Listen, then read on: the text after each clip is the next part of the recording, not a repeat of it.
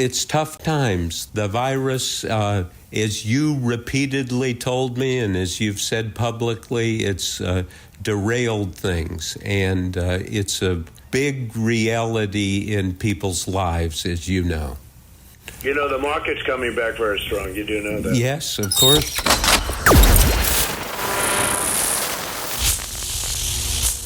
Fusebox.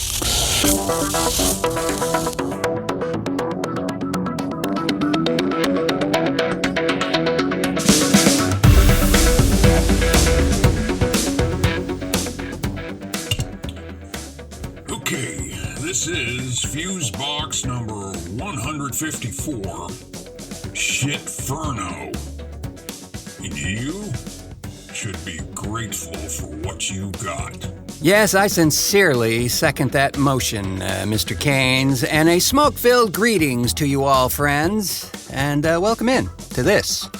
Yes, indeed, number 154 in our continuing series on how to stay alive in the year from hell.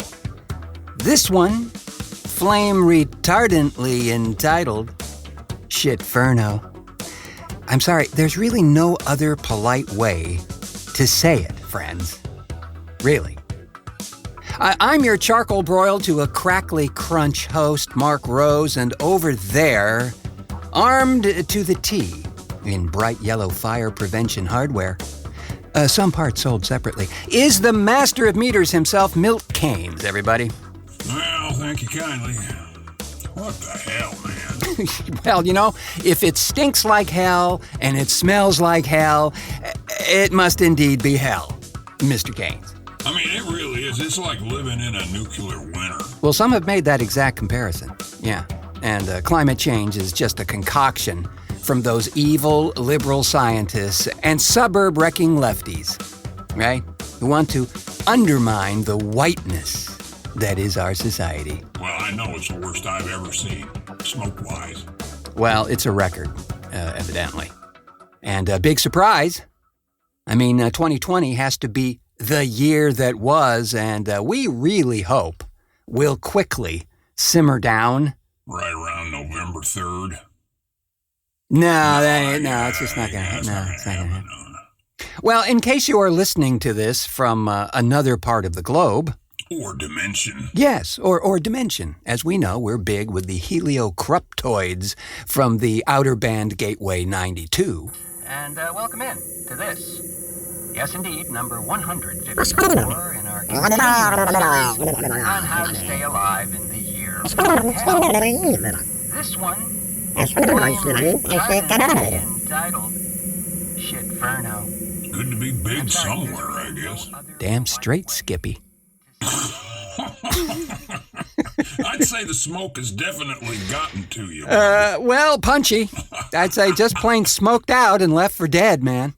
No, what I was endeavoring to say is that here in Portland, in the great state of Oregon, we, as much of the Pacific Northwest, have been and are currently on fire. Quite seriously. Wildfires are running crazier than a Trump indoor super spreader event.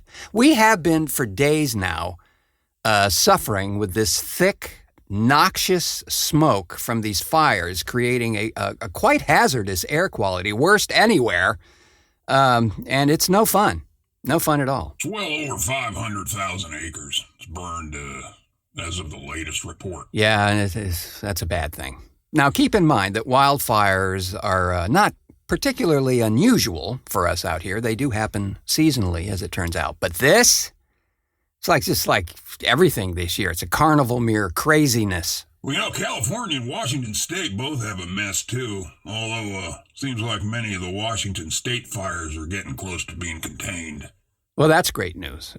California, of course, is in a similar mess as us here with these wildfires just out of control in many areas. Let's just see how many insurance companies try to duck out of helping folks out of this thing. You know, that'll be the next one. Well, I'm not really sure how that works. I guess if you're insured against fire damage, then you're good.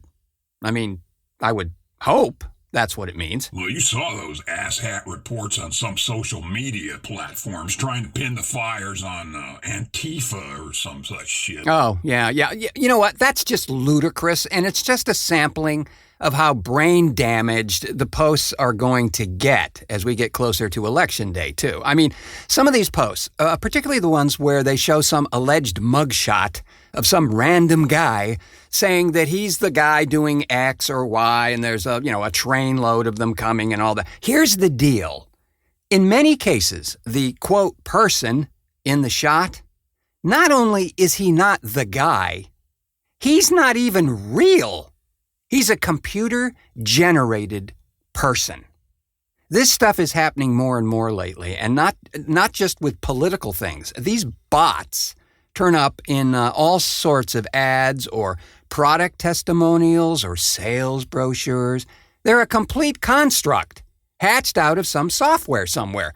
Great article on this from Wired magazine a few months ago. Well, that's just scary as hell. Well, you knew it was going to happen, right? I mean, when we go see one of those action-adventure blockbusters, most folks realize at times that CGI is definitely at work. What you may not know is how many times CGI is at work in a very pedestrian and non-blockbuster films kind of way. You know, like filling in backgrounds, touching up a city street, maybe adding more people to a scene, or different people. Yeah, sounds like what the news organizations do. Now, don't get me started. But getting back to the bots, there was a posting by a local sheriff's department on the Book of Face recently, stating that the posting claiming that the fires were being started by a quote, group, you can name your fave here, were completely false, and to please stop right now with this activity. Don't spread it. Don't retweet this stupid thing, because you're creating chaos by doing so and not helping. That's just the point, though, right?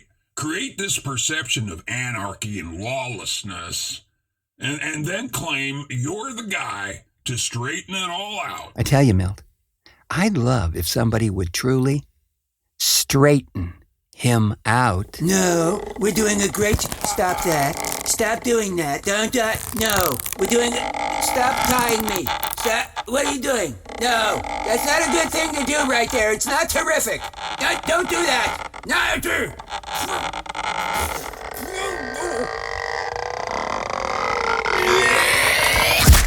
And while we're on the trail of happy thoughts, I think it's time for a Fusebox Shoutout. We here at the show want to take this opportunity to sincerely, and we're not joking around here, we want to sincerely thank all of the firefighters who are risking it all to get these wildfires under control and do that work every single day. Their job is part science, part mathematics, part logistics, and a massive part bravery. These cats are in there, and they're not giving up till it's done. Yeah, I heard one firefighter guy being interviewed the other day, and he was saying that the toughest part for him on this recent mess was not being able to tell folks if their homes were still standing. Oh, yeah. The frustration of not being able to console somebody was really rough on this guy. Yeah, that's got to be rough. Or having to tell them, sorry, everything's gone in a particular area. The first and most critical phase of attack for these folks is to get people out and evacuated. I mean, that's no small thing in itself.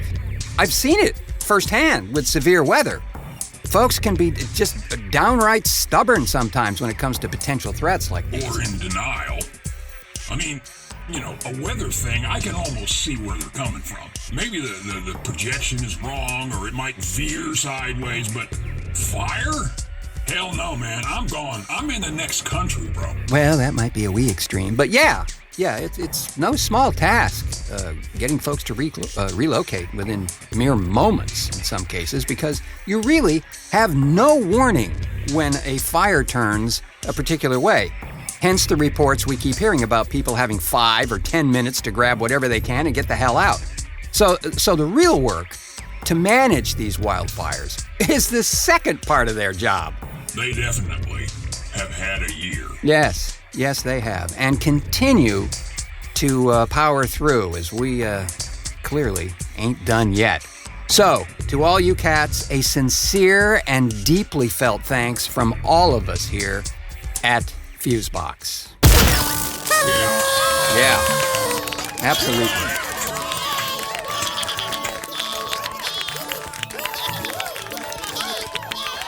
We're supposed to get some more rainfall. It has started last night, and even though it will need to be a whole lot more than average needed to quash these fires, every little bit helps right now. Well, hell, if the damn wind hadn't been so crazy back around Labor Day, we would have had it a bit easier for sure. I tell you, though, one of the California fires was discovered to have been started by accident.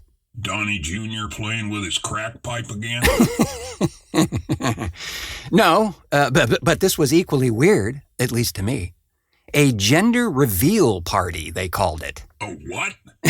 Yeah, I know. See, we don't travel in those circles, Mr. Keynes. I had no idea what this was. I'm sorry. It's like, guess my gender? I don't... No, I think it has to do with the revealing of a soon-to-be-born infant. And that involves setting something on fire? Well, if you're having the event at Bohemia Grove, maybe. I guess this involves some kind of fireworks or smoke machine or who knows. But the bottom line was that it apparently malfunctioned and got at least one of the bigger ones going because all the brush is so dry around there. That kid is going to have some major guilt issues, and it's not even born yet. We've taped thousands of tiny brine shrimp to the steering wheel of this Winnebago. But it's to prove a point.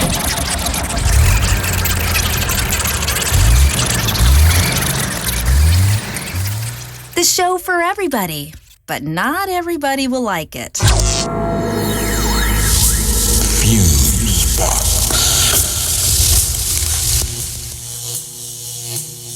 So, how do I sound today?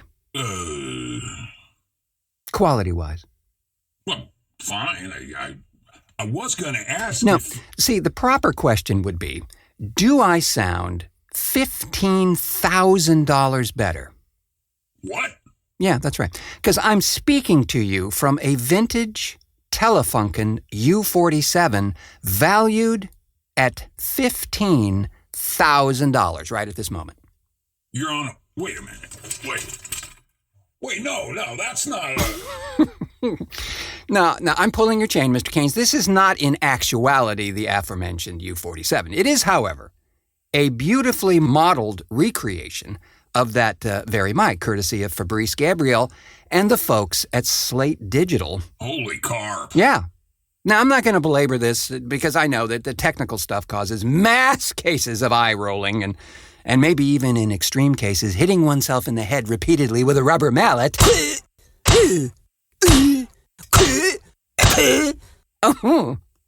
But I thought this was interesting because we hear a lot about modeled technology these days. Hell, we were just talking about modeled people. But this is really, I think, quite remarkable.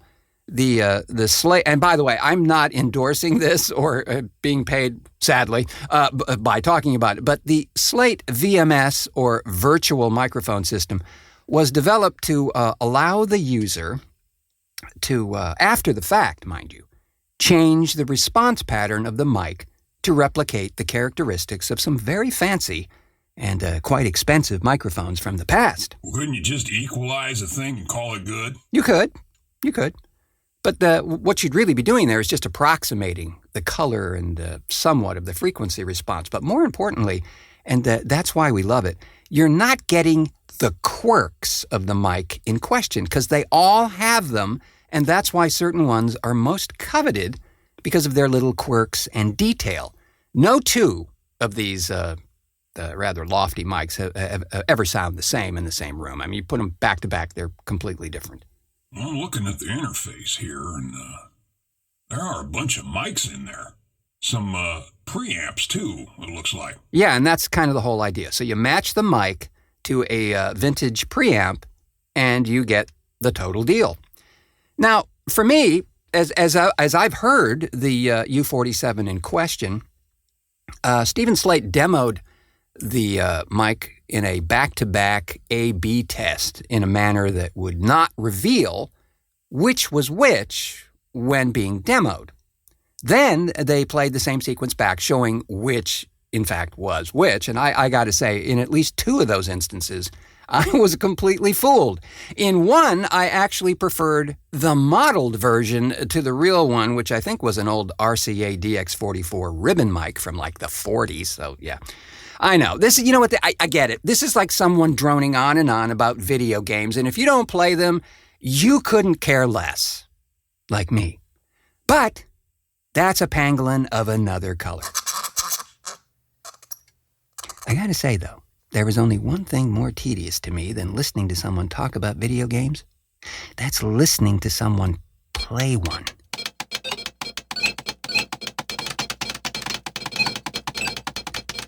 Yikes.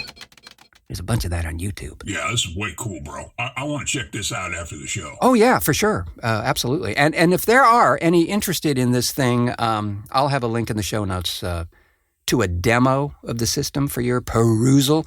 It's been out for several years, so some A-list folks have had a chance to review it and give their opinions. So that mean you're going to retire the old U87? Oh, hell no. I've had that mic for 30 years, and it too is a vintage one from 1970 and still sounds fabulous. With, by the way, no tinkering at all, I might add. There's been a tendency out there to modify some of these older Neumann mics to, quote, enhance certain qualities. But for me, these German cats got it perfectly right, and I wouldn't dream of attempting to improve on their perfection. Yeah, but some of the later ones really did need a bit of help, bro. They sound kind of brittle, at least to me. No, I've heard that. And it might be a good idea for some of those. But the older ones, the ones that go back to the 40s and 50s, I think it's just best to leave them as they are. Quirks and all. And that's why we love them so much. Friends, it comes to my attention now that your brain may not be the boss. Especially if you have fallen victim to this thing. Fox News. Oddly similar, Mr. Keynes, but far more virulent than even that clown show. Sadly, Dateline. A case of a rare brain-eating amoeba has been confirmed in Florida. According to health officials down there in the Sunshine State, the Florida Department of Health said that one person in Hillsborough County had contracted Naegleria fowleri. Hope I'm mangling that correctly. Well, wait, didn't she run for city council? Well, they would have had to put in very little tiny chairs for that, I fear, you know? The microscopic, single-celled amoeba can cause an infection of the brain and is usually fatal. Commonly found in warm, fresh water, the amoeba enters the body through the nose. The amoeba cannot, thankfully, be passed from person to person. Unless, of course, you're sharing nose hair or something, I don't know.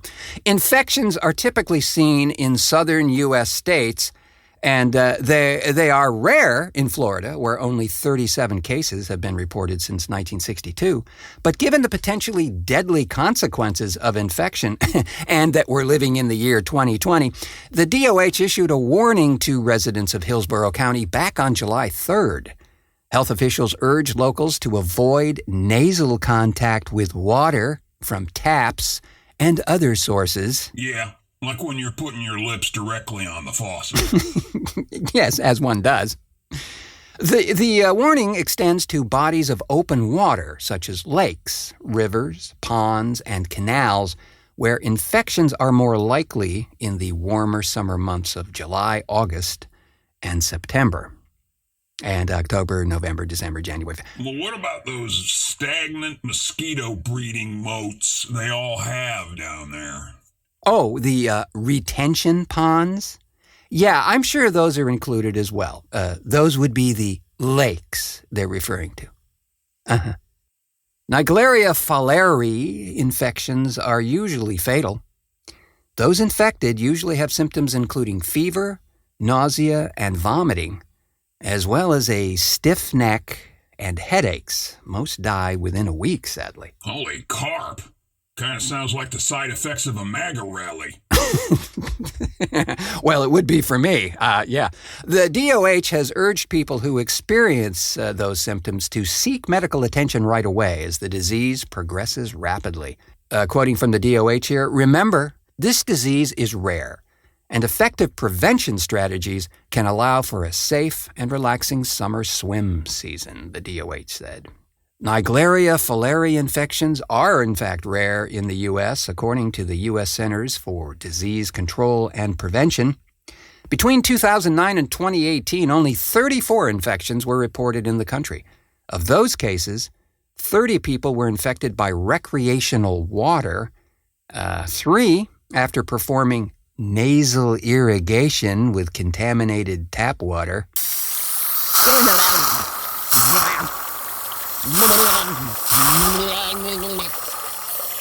Ew. And one person was infected by contaminated tap water used on a backyard slip and slide, the CDC said. Oh, no. Not a slip and slide. Oh, that's just fucking evil, man. Truly evil, Mr. Keynes. What, now we got to give up our slip and slides? Oh, gosh. Well, on that brain-munching note... Yeah, what note is that, actually? I think it might be X minor. Yeah, Well, we shall take our stinky, smoke-saturated overcoats and soiled rubber boots and scurry back into the HVAC vents, but not before thanking our contributors to this edition of Fusebox, Aaron Lane and Jody Lorimer, for that wonderful brain-eating amoeba story. Thanks as always to the pre-smoked goodness of the monarch of the monophonic, Milt Keynes, for technical assistance and dial twiddling. Pleasure as always, and be safe out there, folks. It's crazy-ass times. The understatement of our days, no? Thanks most sincerely to you, friends, for pushing play on this charcoal-coated version of the show. And may I remind those of you who may not have already done so, please go ahead and subscribe to this humble audio offering here wherever you may have found it. Apple Podcasts, Google Podcasts, Stitcher, iHeartRadio, or the very OnSug itself at onsug.com, or whatever else and wherever else we may have appeared. We do, in fact, very much appreciate that. I have been your woke, but still needing that cup of coffee host, Mark Rose, and let me echo Mr. Keynes over there and say please be safe, and by all means stay healthy during these most bizarre of times. So, until our next cartoon.